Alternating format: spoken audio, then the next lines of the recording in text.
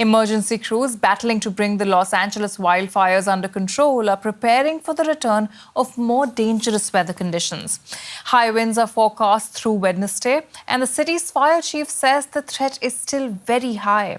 24 people have now been confirmed dead, with more than a dozen missing. California's governor is launching a fund to rebuild areas devastated by the fires. Devastation as far as the eye can see. The wildfires have spared nothing in their path. Shocked locals wander among the charred remains of their homes. Here all I have is like this bag, a lemon, some metallic sprinkler heads just to make my 89-year-old mother feel better, that I salvaged them. But I did it because it would give her hope. It would give her hope to rebuild, and it's giving me hope to rebuild. And you see, this is a lemon that I salvaged from my lemon tree. I'm gonna make lemonade out of this. I'm gonna rebuild. We're gonna be stronger as a community. We're gonna be better. But before people can start to rebuild and return, there is the mammoth task of clearing up. First responders are working on the ground to help the affected communities. And in the air, the National Guard has joined the fight to put out the flames. Only a small fraction of the fires has been contained. The military has set up camp in the foothills, with the winds forecast to grow stronger.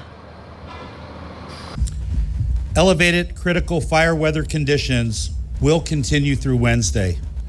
Please rest assured that your County of Los Angeles Fire Department will be prepared. These winds, combined with low humidities and low fuel moistures, will keep the fire threat in all of Los Angeles County very high. Thousands of firefighters and other emergency service workers are mounting an unprecedented operation to deal with what authorities fear could become the worst natural disaster in American history. DW reporter Stefan Simons in Los Angeles told me how local authorities are getting ready for the high winds to return.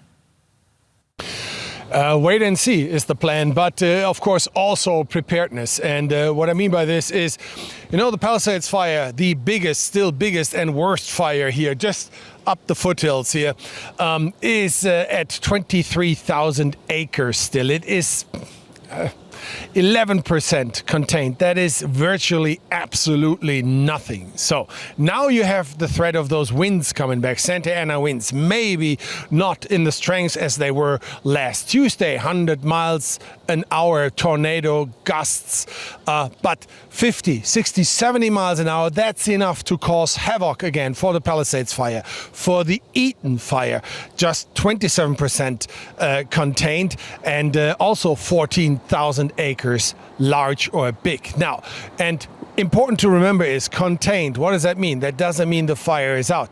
It is still burning. Contained means that there is a defense line available by the firefighters, for the communities, and between the communities and the fire. Now, so what does the fire department do?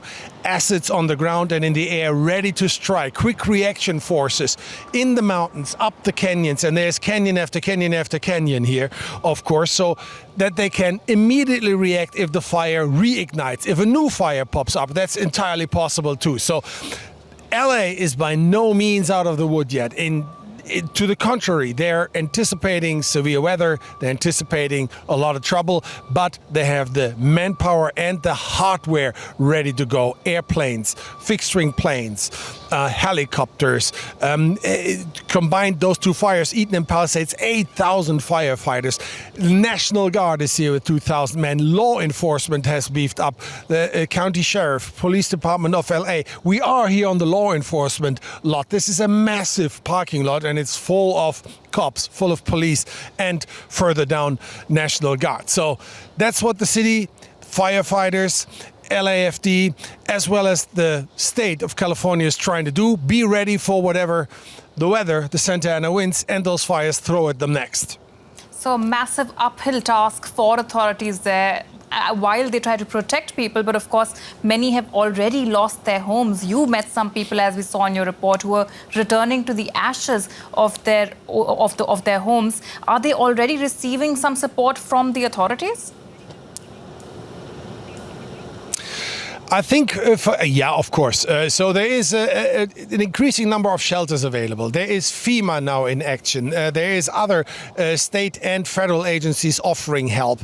Now, that is all good. It is important. And people, most maybe, start the process of, which is a lengthy process, of filling out formulas and forms and what have you to apply for help, financial help, material help, and so on. But the truth is also that I would say a good amount of people here is still so much in shock and awe and so traumatized that they don't have the head space, the emotional bandwidth to actually start this process, which is lengthy and complicated. Now, authorities try to make it as easy as possible for those people who lost everything. And you have to realize everything. Just your t-shirt, your pants, and your life. This is what thousands of people walked out of their houses with, and they come back to literally nothing. So it's a balance act here, and it will take a good lot of time for all those people to get their head around what they have to do next and to get the help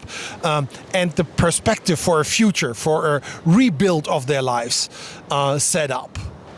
A tragic story that's still unfolding. DW's Stefan Simons, thank you so much for keeping up with that for us.